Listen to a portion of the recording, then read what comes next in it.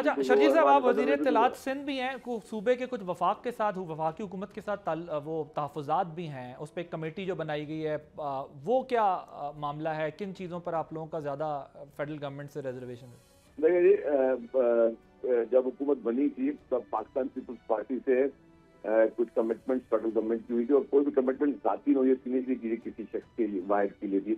वो कमिटमेंट थी पब्लिक के लिए, पीएचडीपी के लिए कमिटमेंट थी, और कोई इशूज थे।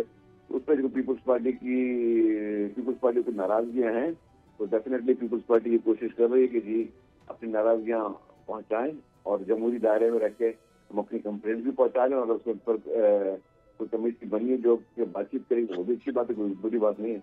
तो ये रिकनसाइलेबल है, रिकनसाइल कर जाएंगे, हो जाएगा कोई माजरा? मैं उम्मीद है, उम्मीद तो दुनिया कायम है, उम्मीद पे कायम है। सब्सक्राइब करें और बेल दबाएं ताकि कोई खबर रह न जाए।